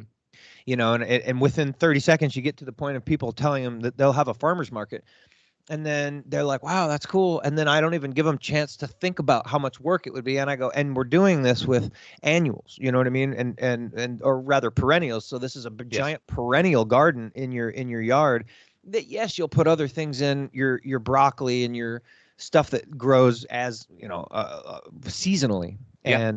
But layers. So that'll be your garden, but you won't have to really tend it much if you figure out where it grows well, and you just kind of throw it in. Now I've got deer and stuff, so I'm gonna have to, it's like my starting process is gonna take me a little bit of time, because and I'm the only one in the yard doing it, or in the neighborhood doing it. So, and this is my first winter to go through, so I've got to see what lived come March, and then go, okay, well, and then, so so it's a big process, but damn, you can't get there if you don't start. Absolutely. And what a better way, like I said, and people get real excited. I've seen them, because you explain that you can cut out your pharma, your big pharma. You can stop relying on pills to make you feel better, because you're sick from a multitude of things, but primarily your food body is sick from the food you're putting in it. So if we learn to change that, which, good God, man, if I could just make people eat like me, I promise, outside of weird allergies, you people would get so much healthier in a month. But you'd all flip out and lose your minds, because I don't eat food. I really don't. And you'd be like, I need to eat something. I can't just power slam a shake twice a day and be good. And it's like, that's what I do, dude. I literally just chug. And it's, dude, you know how much of a pain in the ass? I'm like, oh, it's 1:30, and I said I was going to eat at 11:30. And I have to like drag ass around and get my scoops out. Like, I don't want to eat. I'm done, dude. I don't want to have to rinse out the shaker. You know what I mean? Which is like, let alone doing dishes and going and getting the food and preparing it. Oh my God, that just sounds like an effort and chore. Because the whole process of me mashing it around in my mouth and swallowing it anymore does not like entice me. I'm done. I'm over that excitement. Like, it's like, yeah, whatever. I've been there and I've done that. And if people could get there, it's a drug addiction. Folks, you're addicted to drugs. It's called eating. It's a you get a dopamine hit and you're like, oh, oh yeah. And yes, your body uses it, but it doesn't need it. I mean, get down to that. And I mean, everybody's body needs different stuff. So you kind of have to play and manipulate that. But your mind can dictate what your body needs based on your beliefs and based on slow, progressive change to other stuff. So Yeah. because you need that today doesn't mean you'll need that next week, next month, next year. Right. Yeah, people have even found out, to use tongue scrapers, because if you have just like some food left on your tongue, you're going to crave certain foods. And then if you have mineral deficiencies or nutrient deficiencies, you're going to crave certain foods. But what happens when you don't have any of those deficiencies? And what happens when you're getting all your nutrition? Do you actually need food? So like there's a question as to that. And then your body makes a lot of the nutrients you need too. So there's a great question to that, and that's why there was the growth of the breatharian movement and different groups of people among them. I'm not Now personally you a said fan. breatharian movement. You said it real fast. Breath, air, and water. I mean, is Yeah, really kind of what it is. And then there might be some people that like they do lemon water and they might eat yeah. like one or two little like pieces of leaf or some shit. Like they eat I'm a personally little. not a fan of the whole breatharian thing Yeah, personally. me either. If we But evolve to that naturally, then cool. But I don't want to have to do some yeah, 20 minutes of meditation and staring at the a sun and lot of those gurus for were 2 hours. scamming people. Yeah, I'm not doing guru shit to not eat. A lot of them were scamming people. Right. But here's what I do. And this is how this has happened because I didn't always, I mean, and even within the last year, I ate way more than I do today, a year Mhm. ago. And I still would tell you that I didn't eat much a year ago. I just tell myself every once in a while, and I mean, truly, I'm like, God, I wish I could stop eating. And I say that. It's like, because it's annoying. I hate having to buy the shit. I hate having to mix it up. I hate having to slam it down because I don't enjoy my shakes and they're not, no, it's like, God, I got to do this so that I have, nutrition and sustenance so my body will keep going. I don't eat anything I don't like. I'll be honest with you. Well, right. No, me either. I mean, I'm not saying I don't like it. Yeah. I'm just saying the process is a pain in the ass to me. It's not like, oh, fun, I get to go make another shake. I make Where some everything people fun. are like, they get all, ooh, and they fun, they blend. And that's cool, dude. I'm almost 50. So I'm done. I wish I could stop eating. I wish I didn't have to poop or pee or any of it. You know what I'm saying? I wish I could just be. And I know that's on the horizon. So Cool. it's like, that's what makes me more like, damn it, why can't we do that now? Yeah. And Why so, not? but the more I just say, I wish I could eat less. And I just want less now. So now it's almost like, well, shit, and I know that you can fast and that's okay, but like I feel like on a basic thing, I want to put some protein and stuff in me to keep me. I don't want to wither up. So it's like it's kind of again, that's my part of the balance. That's where it's a balance. Because if I flowed with it, dude, I'd probably shrivel up and look like one of those gurus with the fingernails, and be like, I don't know, I don't hurt, so I don't care what you think I look like. But clearly you're in a flow enough to know if it's if you should do it or not. So that's the Right? funny thing. So Yeah. like that's what I mean by flow is you're just listening to your body and going with Right. the times, right? So like you're seeing, hey, if I need something, I need it. If I don't, I don't. But people get in their heads is like, I need to do this diet and I'm on this strict regimen. And if I don't do it within this amount of time, and if I don't do this, if I don't do that, if I do that, and it causes a lot of conflict to the point where somebody now in their mind is causing health problems just by thinking about it, not Right. even the Yeah. food they're consuming. And we know the mind has a lot of impact on health, right? Like I know doctors who will who will just be like, you can eat anything you want, just make sure that you're happy. It's like, okay. Yeah. There are. Because and it's like in a way they're right. Like a great way, it's like you want to say, oh well, they're wrong. You've got to make sure you pay attention to what you eat. But in the great way, you have to say, yeah, they're right. And so there's going to be somebody out there listening who's like, I'm not going to change any of my ways. I'm just going to keep eating what I'm eating because it makes me happy. And they're really stuck in their ways. But you know what? They're not wrong. Right. So No, like, I agree. And it depends on what you say your outcome is that you want. yes. So see, now my outcome that I'm going for is like straight up like bad to the bone, body, ninja activated, don't mess with me, dude. My Yeah. shit is tight. Not like I have killer a or lot of anything, but discipline like personally. I want to be a freaking gymnast. And I know I'll probably not reach that, and that's not really my goal, but like that kind of thing. I want to be limber, strong, agile, like I want to cut all the fat off, dude. I want to be down to like a ninja as best I Yes. can. So that requires all sorts of stuff that most people don't give a shit about. So I I understand agree. that. I have a And lot of discipline. When I go out, I make sure I know everything that's in food. If they don't tell me something, I know what they are and hiding. that came over like 20 years, dude. I have turned into this over 20 years of being how you were back when I was your age. I knew this shit back when I was your age, and I still never did it all right. I did it, and I was like, yeah, but well, whatever. Wendy's and McDonald's, it's not that bad. But I see so clearly, I didn't know everything. I didn't know Yeah. how bad a lot of the See, stuff I was. I never touched those. I haven't touched those Well, I in. didn't know any better. I didn't know Yeah. I didn't know. I'm like, well, it's not great for you, but it's not poison. We didn't know.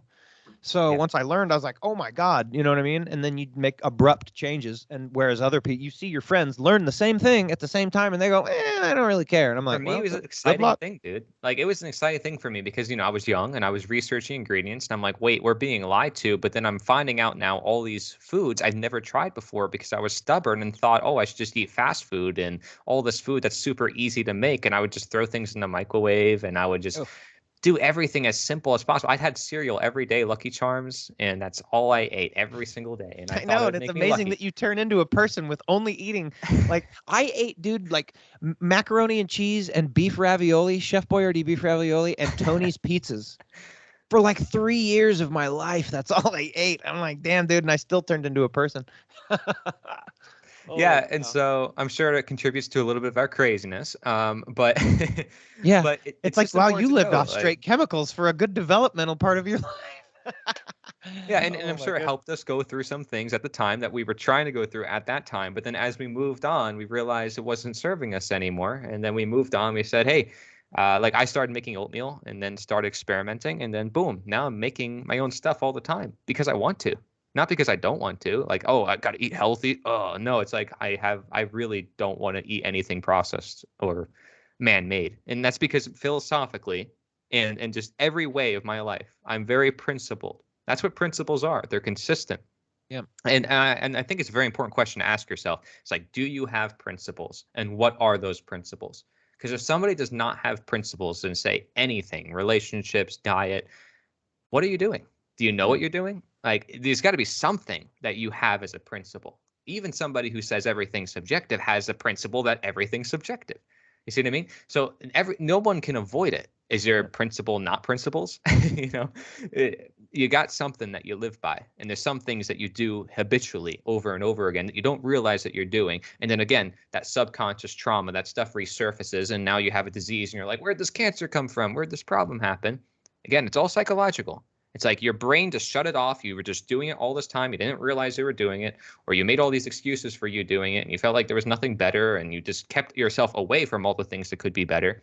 And then you just basically put yourself in a box without realizing it. Unconsciously, again, the good person turns to evil. Yep. And that's where I'm going to start with my whole thing, is where you even kind of started at the beginning, is that like with like, so what we are as people.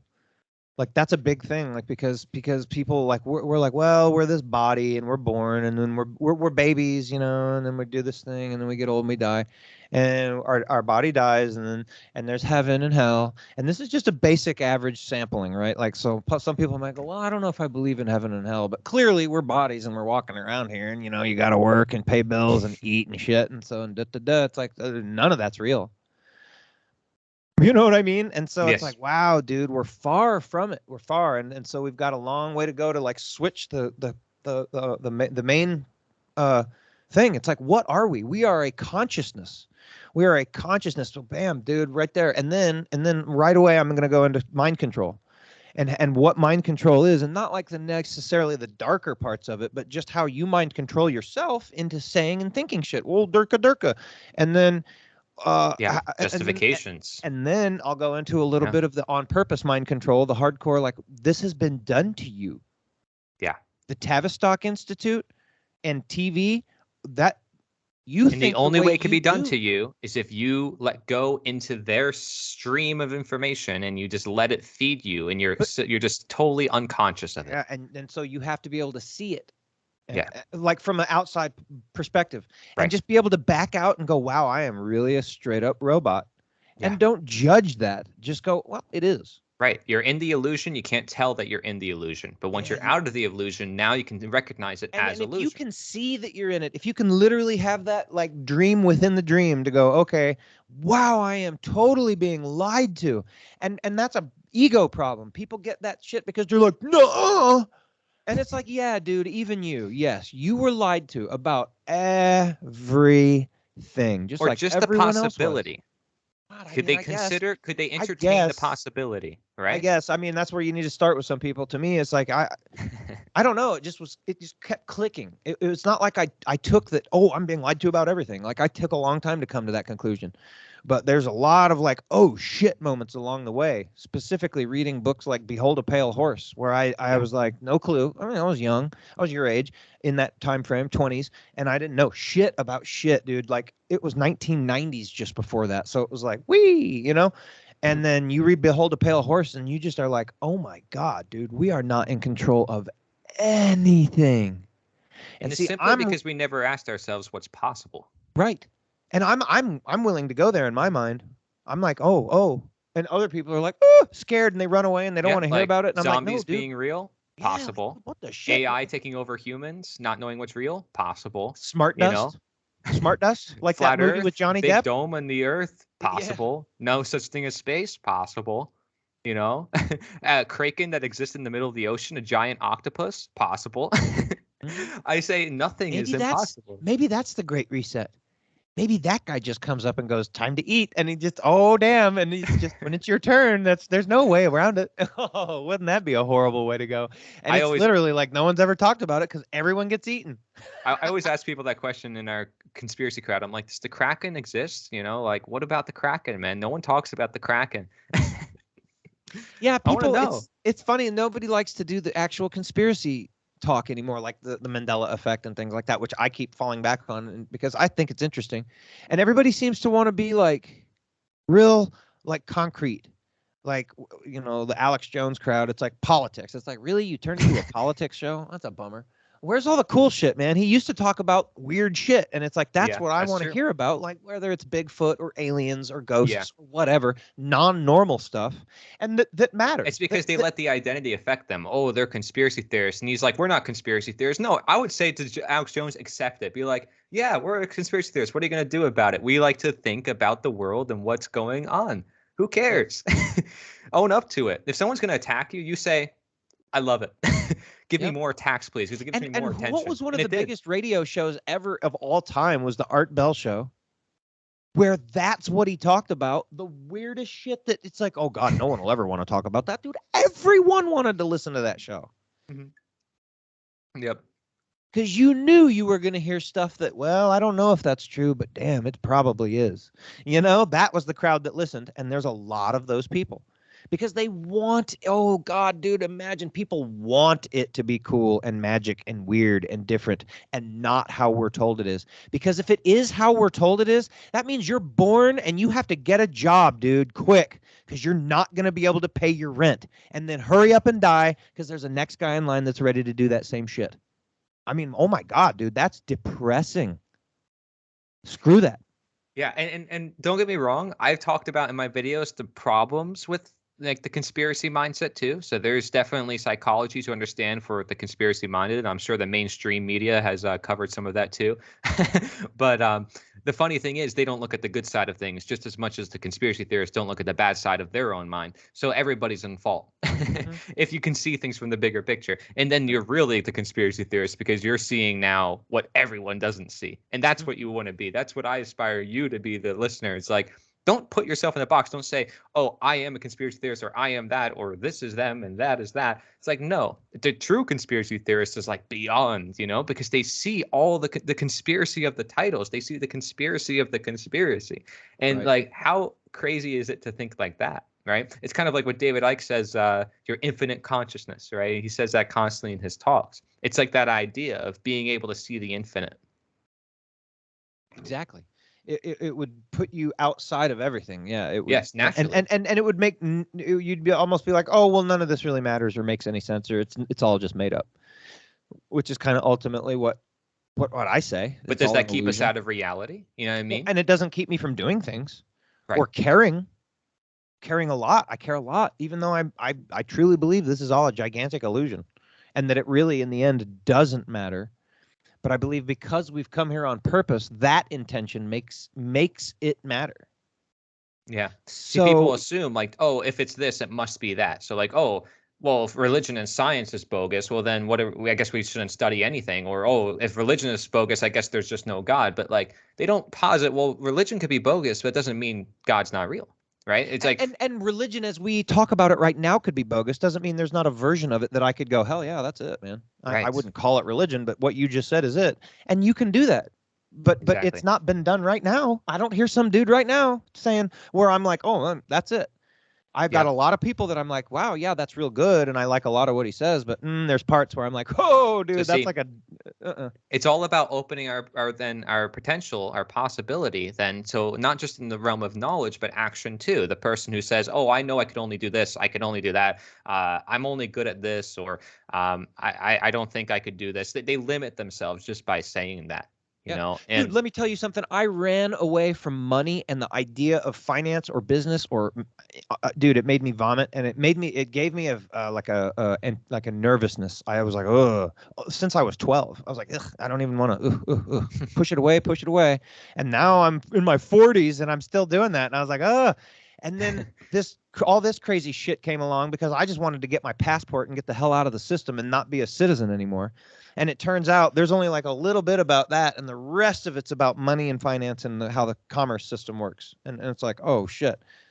So I by default had to make myself get into that, and you just I kind of strayed from why I brought that up. What you said right before it though, it ties to that, like yeah, just like the possibility of action, not just knowledge, like what you're actually going to do. And I would say the people who do study that type of stuff, they aren't limiting their actions because maybe they're educating people, talking about philosophy like you are doing, but you're also doing like the paperwork side of things, which isn't necessary for the philosophy, the timeless information, but it is necessary in the now to help prevent possible violence that's happening right now in the current system. And although it's not outside the system, it's still preventing violence in the system. And therefore, you're still doing everything you can. So that's why when people talk about paperwork, I acknowledge it's not a long term, actual, natural solution because it's man made stuff, but it's still a solution, yeah. So Well, like, it's like playing yeah, a drum set. The drums and the sticks are all man-made, but you're still producing an effect by going through the motions.